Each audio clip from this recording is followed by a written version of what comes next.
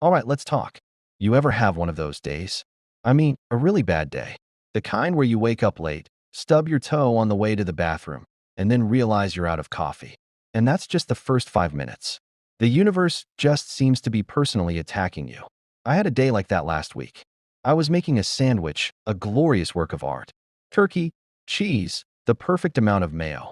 I reached for the pickle jar, and it slipped, smashed on the floor. Glass, pickles, and my dreams shattered everywhere. I just stood there, staring at the mess, and I looked up at the ceiling and said, "Really? Of all the things happening in the world, my sandwich had to be the victim." I felt like Job, but with less boils and more mayonnaise on my socks. It's easy to get dramatic, right? We hit a little bump in the road, and suddenly it feels like the end of the world. Why me? Why this? If God is good, why is my lunch ruined and my foot covered in pickle juice? We all ask these big questions when small things go wrong. And it's not just sandwiches.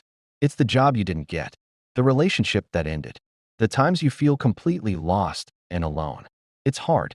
And in those moments, it's so easy to think that God has just forgotten about us.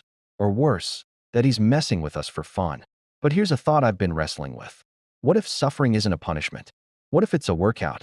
Stay with me here. Nobody gets stronger by lifting air. You need resistance, right? You need that heavy weight that makes your muscles scream. You don't enjoy it while it's happening. You're sweating, you're grunting, you're pretty sure you're about to pass out. But afterwards, you're stronger. The Bible talks about this a lot. James chapter 1 says, "Consider it pure joy, my brothers and sisters, whenever you face trials of many kinds, because you know that the testing of your faith produces perseverance." It doesn't say pretend to be happy when bad things happen. It says consider it joy. Why? Because the struggle is producing something in you.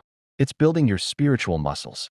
It's making you tough, resilient, and more reliant on a strength that isn't your own.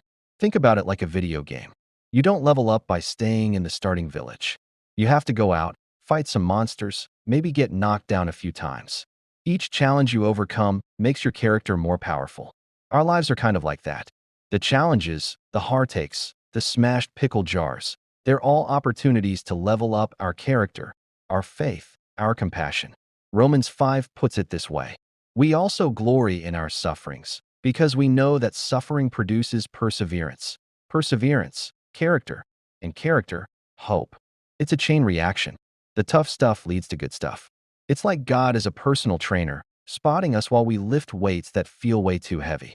He knows our limit, and he's not going to let us get crushed, even when it feels like we will. He's using the resistance to make us into who we're meant to be.